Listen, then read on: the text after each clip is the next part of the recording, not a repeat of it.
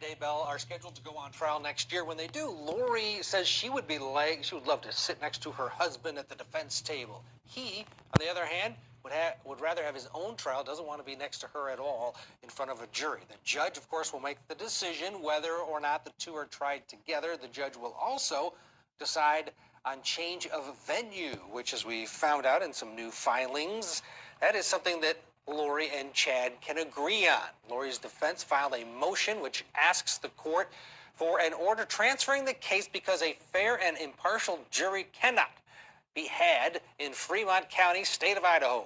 Defendant requests a briefing schedule to allow both parties to submit to the court their memorandums, evidence, list of potential witnesses, if any, in regard to this motion. Let's bring in Court TV legal correspondent Chanley Painter. She's back with us, and Court TV special contributor Ashley Banfield. Chanley, Lori agrees that there should be a change of venue, but she also wants to be with her husband, Chad. She does. So they may not agree on whether or not they want to be tried together, but they do both agree that the trial shouldn't happen in Fremont County. In fact, they want it out of East Idaho altogether.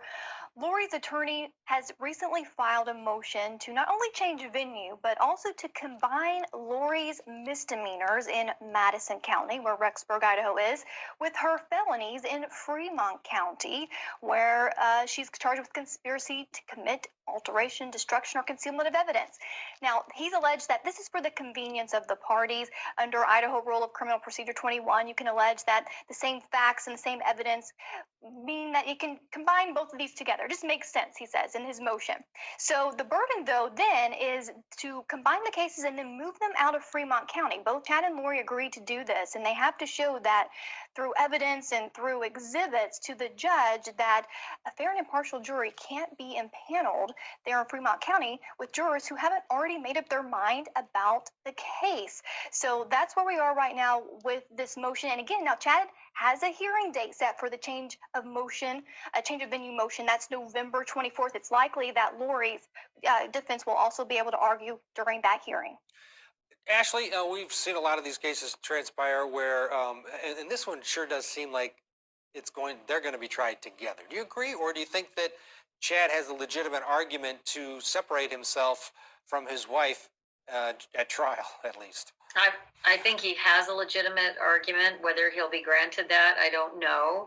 What I do find interesting, though, is that, you know, we've covered so many cases over the years, even gavel to gavel and even the prelims and all that. I think I've covered a case in a long time where every single motion, look at us tonight, we are going over this page and a quarter motion, you know, with a fine-tooth comb. There's such fascination with every word that's uttered about this case. And I think these two have a good point. It is going to be really hard for them to get a fair and impartial. That's not saying I weigh in either way on guilt or innocence for those two. I just find that the consumption of every shred of information from these two cases has been consumed voraciously, and that does make it troublesome. I sat through Casey Anthony's year-long jury selection process, and I saw each and every one of them getting up there. They actually sat in the witness box and had to be individually voir dired. And I saw the reactions from so many. So I get it.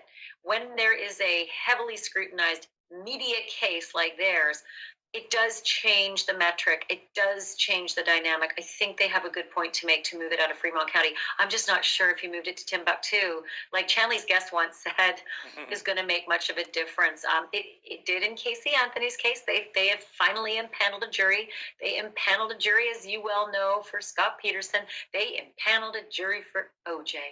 So that's the granddaddy of them all. I say if you can get an OJ jury, you can get a Vallow Daybell jury. Yeah, I also think the Mormon saturation factor is key. You can't argue it, but that will also factor in on the jury. We're here today is really a somber day for people that have been following this case. This is the day, exactly 1 year ago today, that the prosecution and detectives believe that J.J. Vallow either was killed today or maybe yesterday, but they do believe that his body was buried in Chad Daybell's backyard, wrapped in plastic and duct tape, 1 year ago today. On the 22nd, the day yesterday, Melanie Gibb, we all know her, Lori's good friend, was staying with Lori, and she had with her boyfriend. And we found out in the preliminary hearing some details of the last sighting, if you will, of JJ, and it was from Melanie Gibb's boyfriend. He testified that he was told that little JJ had turned into a zombie and that Uncle Alex had to come and take him away. Take a listen. Did you talk to Lori about JJ that morning? I did. What did she tell you about JJ that morning? She said that he was being a zombie and climbed up on the cabinets, climbed up on top of the fridge, smashed her picture of Christ down, and then climbed up onto the upper cabinets and got between the top of the cabinet and the ceiling. Okay. And then what did she tell you? I asked to see him, and she just said that he was out of control, so she had Alex come and get him.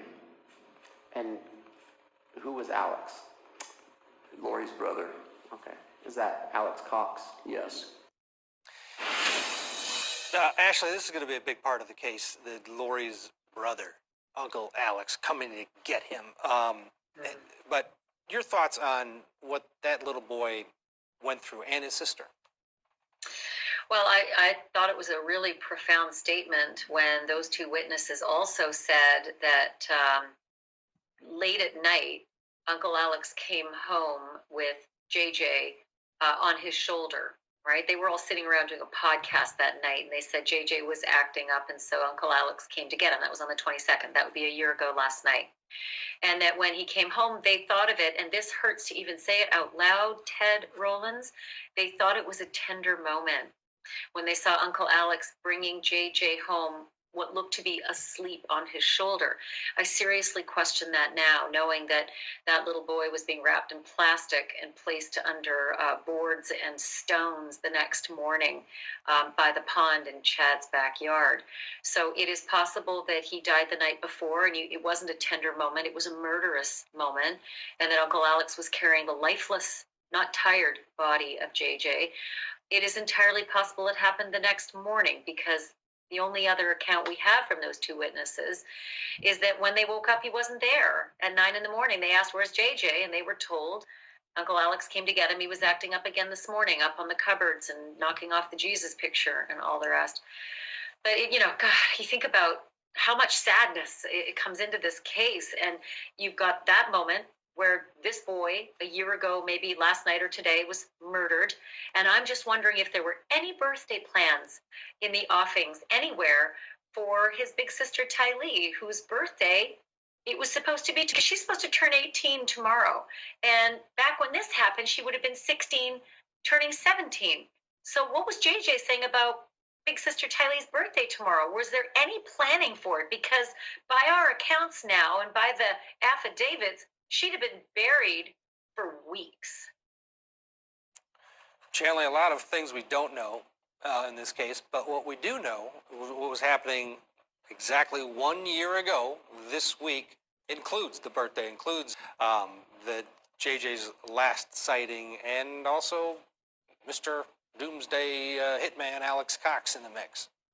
Absolutely. I just looked down. It says from 9:55 a.m. to 10:12 a.m., Alex Cox's phone pings directly over the north part of Chad Daybell's property where the pond is, where 9 months later, they would eventually dig him up right there on the property on June 9th. And I know we have the memorial. I was there back when the bodies were uncovered, the breaking news in June, and there was a memorial that was along the fence line there of the Daybell property. It grew and grew and grew every day with people bringing things. Well, the Daybells took that down right after the preliminary hearing. Well, the neighbors across the street, that's what we're seeing right now. This is from yesterday. There's a brand new memorial across the street from the Daybell property where people are still, to this day, bringing teddy bears, writing notes, leaving pictures and signs there for a community still dealing with this and healing from what has happened there in their small town. Yeah. Wow. Chanley, wow. That says something, doesn't it, guys? the fact that the Daybells took the memorial down on their fence, so the neighbors just went ahead and put it up across the street. I'm surprised they were that nice. I'm surprised they didn't take every one of those pictures and turn them into paper airplanes and throw them onto the property of the Daybells, because they just want to honor the children's graves. And if that's where the children were buried, then damn it, why not let them honor the children in death? Why take them down? I think if I were one of the neighbors, I would have thrown those things onto the grave and said, to hell with you for taking it down. I'll put those honoring memorabilia where I want to. Thank you very much. Thank God the neighbors did that. Thank God someone cares about those kids. Absolutely, yeah, that's it.